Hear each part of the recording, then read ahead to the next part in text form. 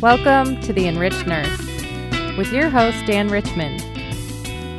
Enrich your personal finances, nursing career, and life.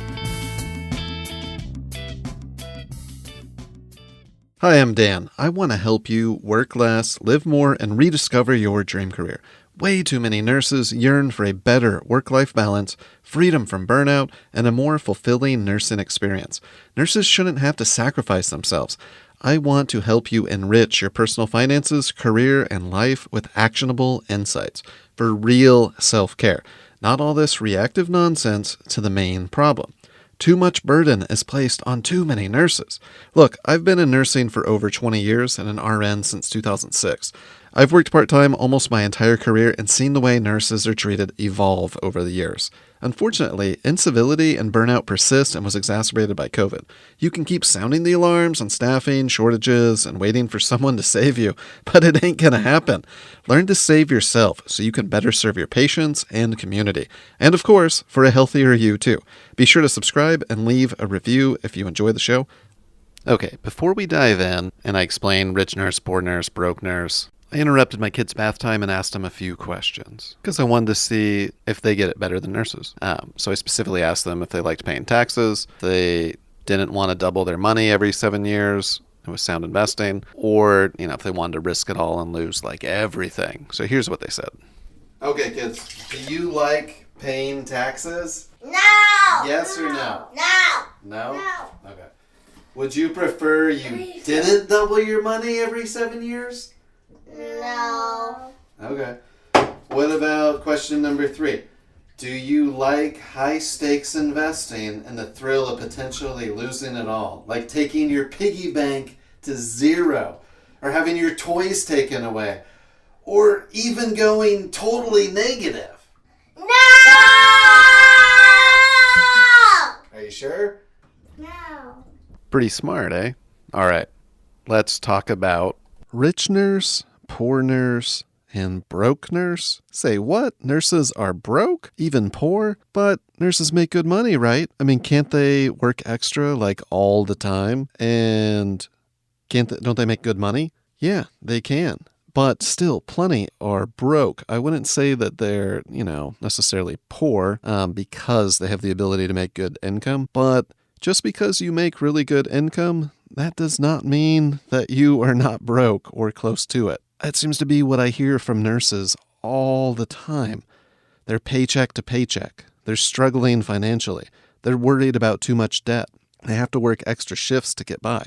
Or they can't retire even though they've been working for decades and they're approaching their 70s. Or they can't pay a few grand cash for an unexpected expense. So that is the definition of being broke, or at least close to it. So what happens when you can't work for some reason for an extended period? Oh, then you get really broke and then you actually live poor because you've lost that income, right? So even if not technically broke, there's a lot of nurses out there who I feel like they are wondering, how come I don't feel like I have a higher level of financial well-being? How come I don't feel like I'm financially secure? I'm making this good money, but why is that? And so today I really want to talk about why nurses don't feel better off considering they have job security. They're in a profession that's generally considered, pretty solid profession where you can earn a decent living. And most importantly, why aren't more nurses feeling enriched? Because a lot of nurses, they don't go into nursing to become rich, but there's a lot more to being rich, and having plenty of money is not a bad thing. And really, I think enriched is a better definition. Why aren't more nurses enriched? And what does that mean exactly? So when I think of enriched, being financially secure, working towards financial independence, or being fully financially independent, not having to rely on your income, being work optional, these are the things I'm thinking of that you have in place. Months to years of monthly expenses are saved up, like an emergency fund. Like you can't work, you lose your job, or you want to take a year off, you can handle it and you can make all your expenses. Having multiples, like 5 to 10 times your annual pay, your annual income, in investments, some kind of asset that's not counting your main home. So If you make $100,000 a year, I mean, we're talking you have like $500,000 to $1 million. And obviously, if you're a new grad nurse who's been on the job for 6 months, I'm not talking about you, but I am talking about established nurses, who have been working for several years in the profession. I mean, having 5 times annual pay is not that far-fetched. And having thousands of dollars in free monthly cash flow after your main expenses, I mean, really enriching feeling. Total opposite of feeling paycheck to paycheck. And having minimal or no debt. So what I just described in any combination, I mean, that would make most people feel pretty enriched. And by definition, actually be enriched as well. So if you aren't meeting at least one of those enriched metrics I just listed, you got plenty of savings, you've got plenty of investments, you've got thousands in monthly positive cash flow, and it can easily cover expenses, or you have minimal or no debt, I mean, you're probably feeling like you're frustrated. You're wondering, why is it so hard to feel like I'm getting ahead? Why does it feel like it's a struggle? Like, what am I doing wrong? Is the system rigged? And, what's going on out there? Like, how does anybody get ahead? And, and if you don't have something going for you pretty well financially, other than you feel like I make a lot of money and I should have more to show for it. I don't understand why I don't have more to show for it. I mean, you really are pretty much broke or feel like you are, and it's understandable. And it's not your fault. A lot of people feel pretty ashamed or guilty or upset like it's their own fault. And man, it's really more just how our society is set up. And so here is why there's not more rich nurses, there's not more nurses who feel enriched, and there's not more nurses who don't feel broke. And here's what's probably keeping a lot of you down. So number 1, lifestyle inflation. So you earn more, you spend more, you upgrade your tastes, your lifestyle. I mean, this is why even doctors are broke. So let's talk about doctors, because doctors, are known to make a higher income than nurses. And, sometimes people are like, well, hey, like some nurses are almost making as much as doctors are. So yeah, nurses should be really well off. But I mean, doctors for decades have had a bad rap at being bad with money. And there's several reasons why, but one part of them is, and you know this as a nurse, is we put doctors pretty high on the social ladder, very respectable. They're assumed to be rich. You're assumed to have a high social status if you're a doctor. And so they are encouraged to spend money, right? And so that's the issue, is like when you have lots of income, or you feel like you have lots of income, as you make more money, as you can make more money, you tend to spend it. And if you already have lifestyle expectations like a doctor, it is really hard to get around that lifestyle creep or lifestyle inflation trap, which is you're just constantly upgrading your tax and spending your tastes and spending money. And so that's why a lot of doctors, even though they have higher incomes, they're broke too. They have like negative net worths. And net worth, just in case you haven't listened to my other episodes, is the difference between what you owe and what you own. So just because you have a high income doesn't mean that you can't have tons of debt, and it doesn't mean that you don't have a bunch of things. It doesn't mean that you have assets. And so when you subtract the amount of debt you have and what you owe versus what you own, it can be negative. And if you have really high income, you can take on a ton of debt. And so that's an issue, because as you keep earning more money and you feel like, oh, I can borrow more for this, I have the monthly cash flow, and then you wind up in this paycheck to paycheck place where even as a nurse, right, you're like, oh my God, I got to work extra shifts. I've got to make more money to pay for this and this vacation. And so on the one hand, you feel like, oh, I'm making good money, so I got to work hard. I got to play hard. But then you check your bank account and you're like, oh crap, did they request extra help? Oh man, I got to go work. And so since you make a ton of money, seemingly, and you can always get more, you're constantly buying stuff or spending it like you're already rich. And that's keeping you paycheck to paycheck. I mean, lifestyle inflation is a huge risk for nurses. So, that's a main reason why. And it kind of feeds into these other things too. It's a tough job. I mean, when I work a lot as a nurse, and in the past, when I had plenty of income, I'm working a lot, it feels really easy to, I think it's called retail therapy, to spend money on things to help you feel better. But it also keeps you working more than you have to. So even like a housekeeper, it's like, oh, I'm going to pay for a housekeeper, to reduce some of the stress I have from work. But housekeepers, especially these days, they're getting expensive.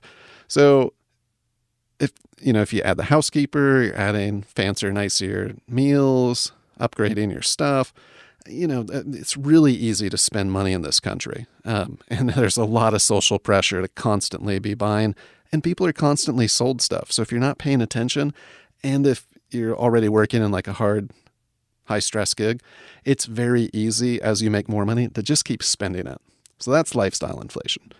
So number 2, you are getting crushed, most likely, on income taxes. So the issue with earning income is it gets taxed more heavily as you earn more. And at the federal rate, that could be like around 37% at the top. I don't think a ton of nurses are getting taxed at 37%. But even at like the 22% rate, it adds up. And that's just the federal level. So you factor in Social Security, Medicare, state and local taxes. So like in Oregon, a nurse making $100,000 per year could easily be paying $30,000 to $40,000 in income taxes, while only having, on the federal side, like an effective tax rate of 10 to 15%. And when I say effective, I mean, as you move up the tax scale, some people falsely think, oh, that's the rate I'm paying on all my income. No, it's just the income above a threshold. So the effective rate is the average of, how much you're paying. But the way on the federal level, like all those rates combined. And remember, you get like standard deduction, you can have tax write-offs, which can reduce the amount of your income subject to taxes.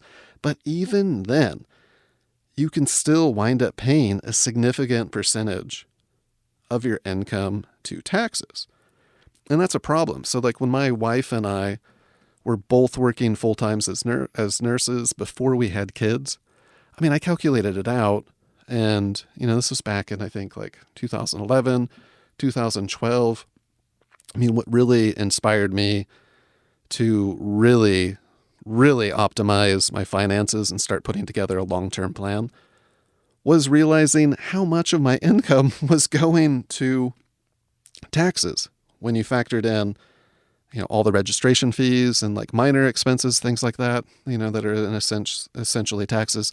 Social Security and Medicare taxes, state and local taxes, plus federal income taxes.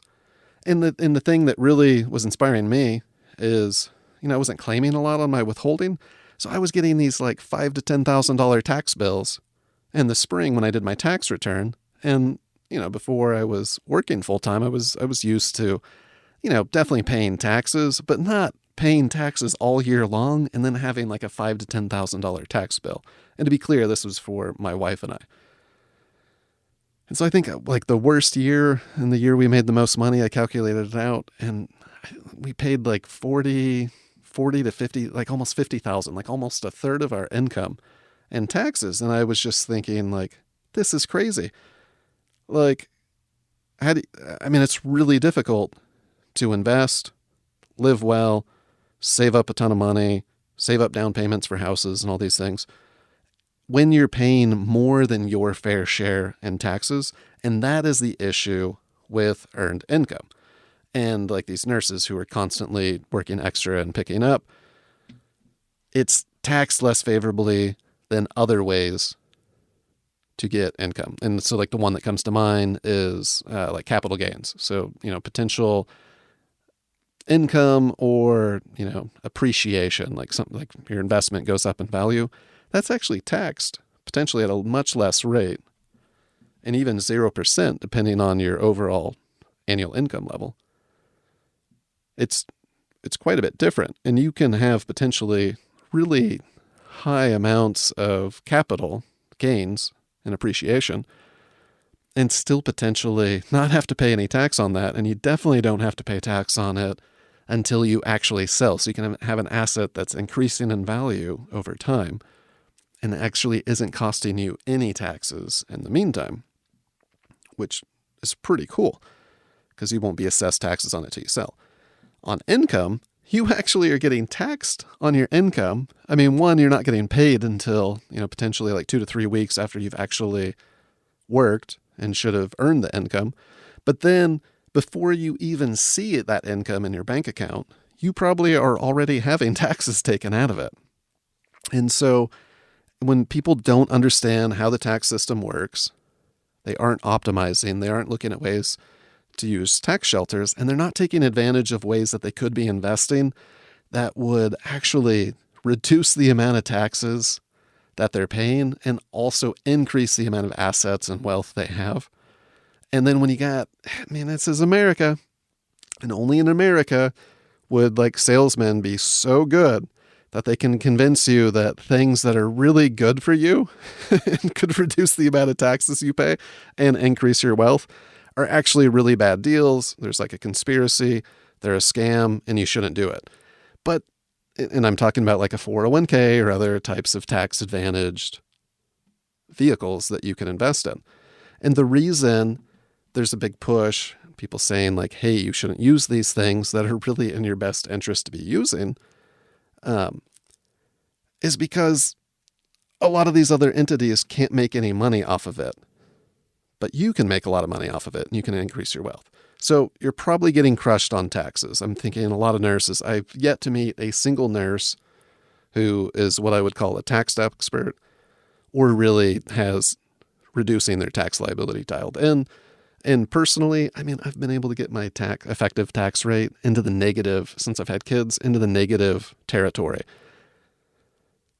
Believe me, there's ways that you can legally reduce how much you're paying in taxes, where you're paying your fair share and you can feel good about that, but you're not getting crushed on taxes, don't feel like you're overpaying, and you're also creating wealth and investing and getting to a level that is actually benefiting you.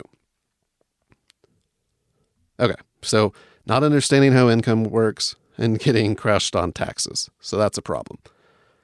All right. And then number 3, so you have no clue where your money is going.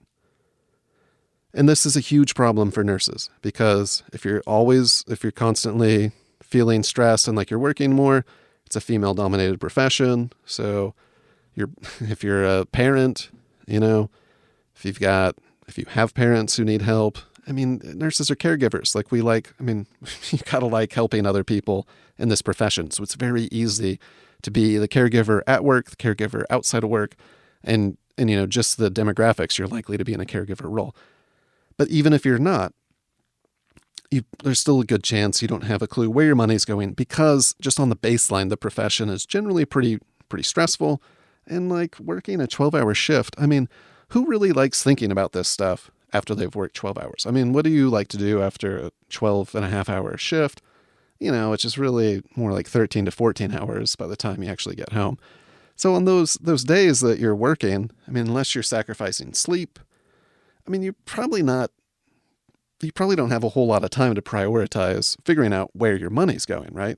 And so you couple that with the lack of financial literacy, lack of financial know-how, this idea that I make plenty of money and I can always work more. It all kind of comes together and like being tired, stressed, not getting enough sleep begets more spending, and that begets more work, which begets more income, which means more lifestyle creep, spending potentially, more debt, more taxes, more tiredness, and so on. And, and the need to want to feel better, do cool stuff, use your money to promote your well-being, right? But it's really easy to not have getting your financial picture together and, not figuring out how this stuff really works. And so that's why it's so hard to get ahead. And then you hear budgeting. Oh, you need to budget. It's like, oh, yes, because that's what you want to do, right? After, a grueling stretch of shifts or after 12 hours, go to the supermarket. And when you're, is do this really strict budget. So it's pretty difficult. And then personally, I don't even really like budgeting. I do budgeting here and there, like when my wife and I took several months off in 2010, yeah, I was doing some budgeting because we had set amount of money. We were traveling. We had no idea how it was going to cost. We didn't want to run out of money and end our 4-month vacation. And we planned to be off work for quite a while. So we did budgeting there, and I really wanted to save up a ton of money to get 20% on down payment for a house. Like, yeah, I did some budgeting, because budgeting's restrictive and it can help you, hunker down and get something done. But I mean, budgeting in general, like I tend to not budget. And I don't think a lot of nurses do. And if they do, they probably aren't doing it effectively. And even if they are, I mean, it's not helping because like so many nurses are telling me they feel like they should have more money. They're paycheck to paycheck. And like I said at the beginning, like, why are so many nurses broke?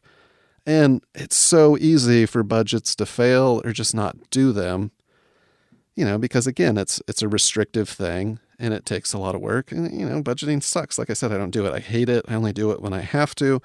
And the only time I think it can be helpful temporarily, to rein in like out of control spending if you're spending more than you earn and you're running a deficit. Then, yeah, some budgeting is important. But I think more important than budgeting is tracking where your money's going. So the main financial activity I tend to do, which has really helped my financial understanding, it's just tracking expenses. So I don't really waste time trying to limit how much money I'm spending or cancel my gym membership. I'm tracking where my money's going. And if my money isn't going to places that make me happy, if it's not increasing my wealth, then it motivates me to do something. But I'm to a point where I'm not even really tracking my expenses so much because I've confirmed I tend to spend less than I earn. I tend to have high levels of cash flow. I tend to track my net worth and my asset balances. And as long as those keep getting bigger, I know I got things pretty optimized. I don't need to spend a bunch of time nitpicking on budgeting. I don't need to check my budget if I should go out to a restaurant because I know I'm doing pretty well. But man, for a lot of nurses, like they don't have time to budget effectively. It'd be restrictive and it's kind of counter to, you're not going to like tack on doing activities that make you feel worse, right?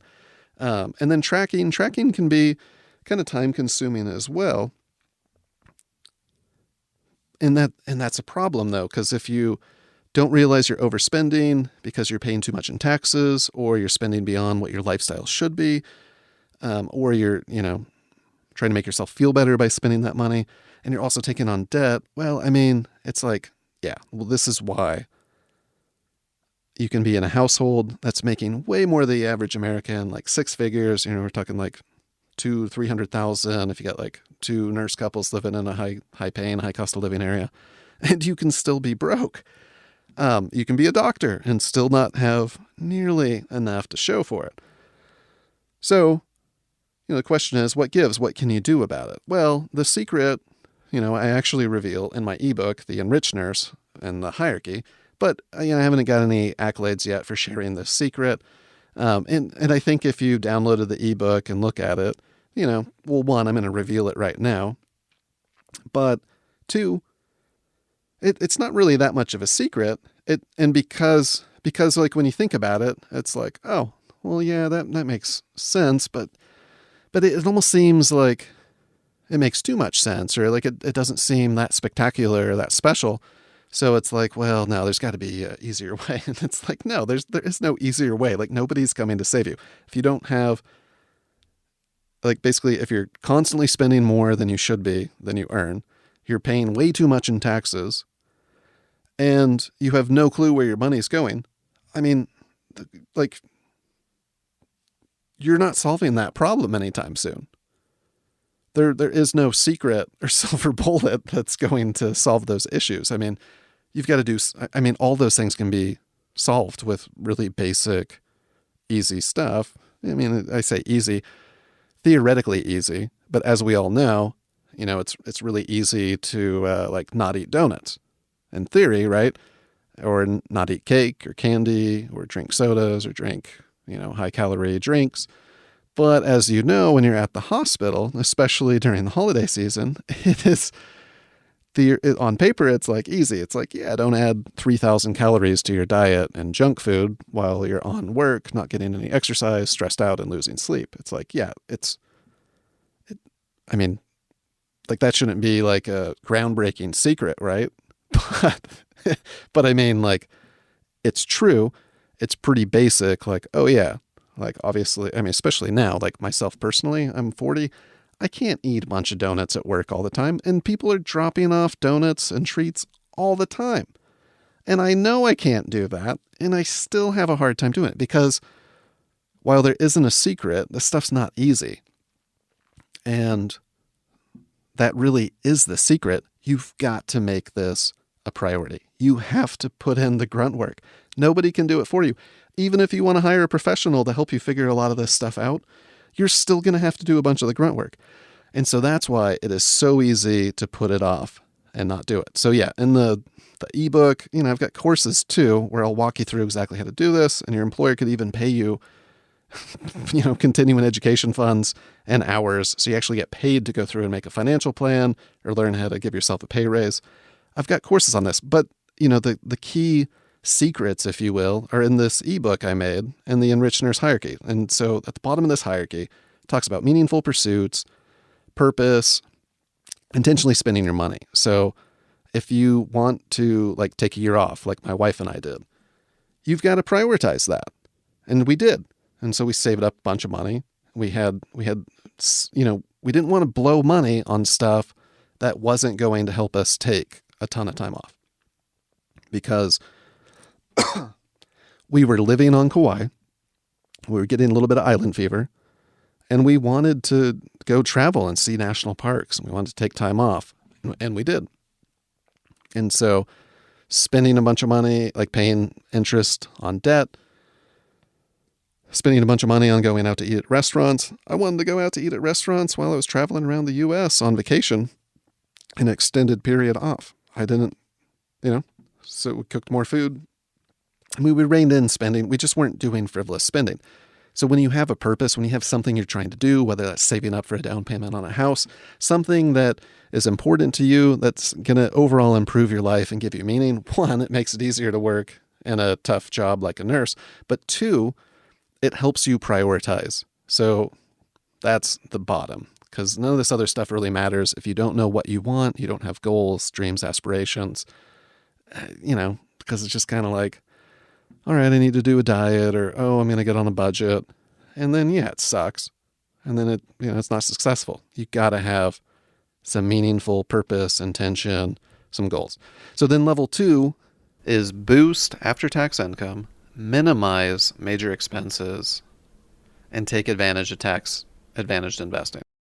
You need to boost your after-tax income. So like I said, so most people understand how taxes work. So if I make $100,000 a year and I'm thinking I've got $100,000 that I get to spend, but every single nurse who gets a pay stub knows that $100,000 is way less because you have your insurance premiums taken out, Social Security, Medicare, federal, state, other local, a bunch of deductions for all those other benefits you have, and quite a few of those, there's a good chance you're not even using them or even, maximizing the benefits from them. Maybe you have matches taken out from retirement. Most nurses probably do. So that $100,000 can easily be more like $60,000. But if psychologically I'm thinking, oh, I make 6 figures, when in reality, your take home's like 50 to 60 grand. That's a big gap. And when companies are looking at whether or not they want to loan to you, they don't look at your $50,000 to $60,000 like actual take home pay after you've had all those expenses removed from your paycheck. They're looking at that $100,000, as are you. And so, that can get you in some serious trouble. So you need to think of your income more in after-tax realistic terms. Because every dollar that you actually earn, it's just going to be less than that most of the time, especially if it's earned income, if it's in the form of a payment. That doesn't mean you can't build wealth. Like, I've built plenty of wealth working as a nurse. This isn't one of those things where it's like, oh, don't be a working stiff, like you got to start your own business. That's not what I'm saying. You can grow plenty of wealth and be perfectly enriched while working, as an employee and getting a W-2. But there are some disadvantages. That's what I'm saying. So think of your income in after-tax terms. And then if you actually want to build wealth and you want to pay less taxes at the same time, make it easy by taking advantage of tax advantages. So tax-advantaged vehicles. So, people think of retirement. It's a terrible term because, if you're 30 years old, you're like, man, like retirement, what is that? Like 59, 60s? I don't got to worry about that. I got like 40 years. But you miss out on years of compounding and the ability to double your money every 7 years with a relatively smart, safe investing strategy. If you want to build wealth, the best way to do it is having it go directly out of your paycheck, directly into an account that is also saving you money on your taxes and, your employer's contributing to also. It's probably the easiest way to increase. And I'm not going to get into it in this episode, but there are countless ways you can access that money earlier. And I mean, it's a really great deal. And it can be a really effective, cheap, cost-effective way to invest and really effective. And there's a little bit of friction, so it's hard to get into there and blow it. And it saves you on taxes. And there's going to be more ways that you can use tax advantage investing to build your wealth and even get employer contributions with a new law that was passed, Secure Act 2. And, it's like student loan, you could potentially still get a match based on student loan. But the thing is so nurses have no clue how a lot of this stuff works. They have a very superficial, minimal understanding. But I'm telling you, maximizing tax advantaged, it makes it so much easier. Because for a long time, I was like, how the heck does anybody save up like a 6-month emergency fund? When you're getting like crushed on taxes or you're trying to pay off debt and all these things. And it's like, oh, well, you got to boost your after-tax income. So every dollar I save on the after-tax side, they don't get taxed at like 30, 40%. Because I already earned it. I already paid the taxes on it. So that's worth a lot more to me than working extra. So after-tax is really important, reducing waste. The third one, minimize major expenses. Okay. Minimize major expenses. So I did that a little out of order. So really that would be the first one. So like I was talking about, so that kind of plays in that after-tax income. So because if you, like I said, so every unnecessary expense, every bit of waste that you can eliminate boosts your after-tax income. And it's money you don't have to, you've already paid taxes on. So minimizing major expenses. So what comes to mind is housing. So most people are getting crushed on housing. So they have it in their head, I've got to get into a house. Like if I don't get it, if I don't buy a house, if I don't own a house, I'm not living the American dream. I'm not investing in myself. I'm not making money. And so then what you do is you save up, you scrap together like around 5%, 10%. You put like hardly anything down. And then you go out and you buy a $500,000 home, a $500,000 home. And so what this does to your net worth, if your net worth is like close to zero, is you essentially, even with 5 to 10% down, you are going to add like $400,000 to $500,000 to your liability column, the negative side. If your house goes down in value, all of a sudden your net worth is becoming quite a bit more negative too. And if you have student loans, you have car payments, you have other debt, you can easily have a huge net worth. And even though your house might be worth money, by the time you've paid it off and dealt with the associated expenses, you're in the hole. You have a negative net worth. And then every single month you've got to make payments now, and you're paying a ton of money of interest. And then you also add another tax bill. So I pay like $4,300 a year now, and property taxes plus expenses. I mean, my point, but I'm a homeowner. I'm not saying it's always a bad deal. But what I'm saying is this idea that you have to get into one at any cost sets you up to create a huge major expense that is going to add financial stress and not fulfill the dreams that you thought it was going to have. And namely, it's also going to encourage you to have to work more, kind of feeding into that issue. And the bottom line is, I mean, there's other major expenses too. I mean, taxes is one of them, but the housing expense. So a ton of Americans, a ton of nurses, their mortgage eats up a huge chunk of their budget. And I don't care how many lattes you're drinking. It's probably not enough to make up for the issue if you're paying way more in taxes than you should be. and your house is just too big. I mean, like you're going to really struggle to budget and minimize.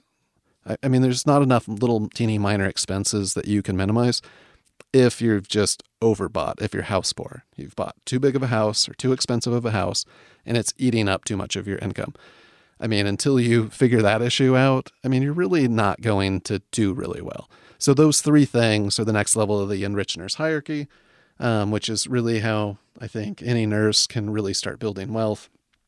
Meaningful purpose at the bottom, intentional spending, having goals and dreams, and then minimizing major expenses, boosting your after-tax income and thinking of your income that way, and taking advantage of tax-advantaged investing, tax advantages, things that reduce the amount of tax you pay.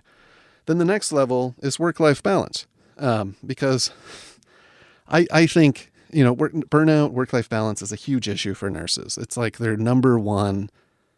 Work-life balance is most nurses' number one issue and dissatisfier with nursing, is they feel like it's almost impossible to have a solid work-life balance. And I think what I've described, working too much, working these long shifts, dealing with difficult patients, difficult coworkers, all these things can contribute to feeling like work dominates your life and you're defined just by your work as a nurse. And, a lot of nurses are burned out. A lot say they want to leave the profession. A lot like taking care of patients. They don't feel like they get to take care of patients the way they want to or the way they thought they would be able to. Totally understandable. I think it's way easier to enjoy a quality work-life balance when you have your basic financial picture set up. I think it's much harder to have a quality work-life balance if you're totally stressed about money all the time, have to work extra, living paycheck to paycheck, all these things. Man, I just feel like the work-life balance is so much easier. And that's why I've worked part-time, like 15 out of my 18 years as an RN. And, even though I had a good life when I was a nursing student and worked as a CNA, I was still going on surf trips and vacations throughout nursing school. I didn't have to take on tons of debt because I was pretty careful. I was pretty mindful of how I was spending my money and thinking long-term. You have to start doing it. Anyways, I burned out within a few months on my job. I kind of by chance had taken a part-time position. I was working a ton of extra shifts. It let me take a step back. It let me, like all these things, and the fact that I hadn't created a situation where I needed a ton of extra money, let me kind of figure out work-life balance. And for me, it is so much easier to enjoy a quality work-life balance when you don't have to work a ton, when you can take time off, when you actually like your job, and when you have the ability to prioritize real self-care and having quality experiences outside of work. And it's really hard to do that when your finances are screwed up. So that's why this stuff's important. And then at the top of that hierarchy is the enriched nurse, which you have all the things I'm describing here. You got plenty of assets and wealth, like real wealth. You have the ability to have real self-care. You enjoy your work. You take plenty of time off. You could quit, take tons of time off if you wanted to. You don't have as much financial stress. You have minimal debt. I mean, you have a really high level of financial well-being and you're not burned out. You have a high resiliency level. And it's because you've done these other things that have strengthened your foundation. And the enriched nurse, like this portrait I'm describing, it's a perishable state. It's always possible to screw this up. And it's, it's not like it's easy to maintain. So it's something you have to work towards and prioritize it. And so that's kind of like the overall secret is if you don't prioritize your health and well-being, if you don't prioritize yourself as a nurse, and it's taken a long time, but I'm seeing nursing being like, oh man, we got to start taking better care of nurses because a lot of nurses are having a lot of issues and the financial issues don't help. And you have got to prioritize yourself and even though the profession is saying we've got to prioritize nursing, it still doesn't feel like nurses are really that highly valued or really being prioritized. So you have to prioritize yourself. You've got to limit self-sacrifice. You've got to understand all the issues within healthcare and your patients have or not. your responsibility, especially after you have clocked out and you've done what you can. But you have got to protect yourself, because that's how you can actually deliver the care that you want to and you hope to provide people. So this stuff's really important. Within that ebook I described, I've got Financial Vital Signs Tracker, where I talk exactly about how to calculate your net worth. We also talk about savings rate, because it's just simple math. Like, you want $1 million. You're never going to get there if you don't have any kind of savings or investment rate. And it's way easier to get there when you pay way less in taxes. You've minimized your major expenses and you know where your money's going. So there's a worksheet. Like I said, this stuff, this is not secrets. So net worth, savings rate, figuring out where the heck your money's going, with what I call expense percents, like the Elizabeth Warren general budgeting rule, if you will. It's like no more than 50% should go to necessities like housing, things like that. No more than 30% to discretionary, like spending stuff on entertainment. 20% goes to savings and investing or paying off debt. Those are pretty useful. So figuring out where your money's going and seeing if you're anywhere near that is just kind of showing like, oh yeah, like this is why you're so stressed out and feel broke, is because you've got some issues in there. And then also like debt elimination and payoff. So it has the Financial Vitals Tracker. It talks a little bit more about me. Also has a course offer for my flagship course for creating a financial plan, which has 15 contact hours. I've also got my newest course, which talks about how to maximize pay and how nurses can better negotiate it. Because again, like, nurses are busy, and the overall kind of issue is nurses don't prioritize themselves, and they don't prioritize making this stuff a reality, and it's not going to happen. In my courses, I give you actionable, I walk you through, I will show you exactly how to do it. And I'm really excited about this Maximizing Nurse Pay one. A nurse who went to the content described it as, you are throwing out gold, and the strategies blew my mind. This stuff works. I want to get you results. Check out the show notes. And if nothing else, get that Enriched Starter Kit. And like I said, start figuring out your net worth. Look at your savings rate. Figure out where the heck your money is going. Pay off debt. Start thinking about how you can take better advantage of not paying as much in taxes. You have to prioritize it. If you don't prioritize it, you are going to remain a broke nurse or feeling broke pretty much indefinitely. You've got to prioritize this stuff. So again, just a quick conclusion here. So the 3 reasons nurses tend to be broke are lifestyle inflation, spending more than they earn. As they earn more money, they're constantly spending more of it, and not necessarily in ways that are building their wealth. You're getting crushed on taxes. You're not optimizing your taxes and not taking advantage of ways that would build wealth and save money on taxes. And then, you're not thinking of your income in after-tax terms. And then number 3, you have no clue where your money's going. And so it's like next to impossible to get financial security, escape that paycheck to paycheck, start getting ahead if you have no clue where your money's going and you don't make it. And if you don't make any of these things a priority, like, they're not going to happen. And so part of nursing, you already have the skills. Like, you're constantly expected to do a ton of stuff. So you know how to get results. Like, you've got to prioritize. Like, it's not possible to do every single task that could and you'd like to do on behalf of the patients, but it's like the ABCs, right? If the patient needs more oxygen, you got to give them more oxygen. And then you also got to address the underlying cause that's creating that need for more oxygen. It's the same thing with your finances. You've got to check this stuff. You've got to understand it. And you got to prioritize it and take specific actions to deal with it.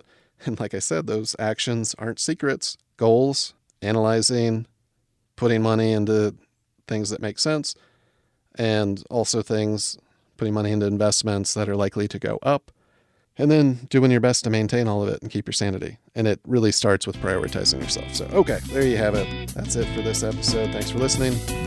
I'm out.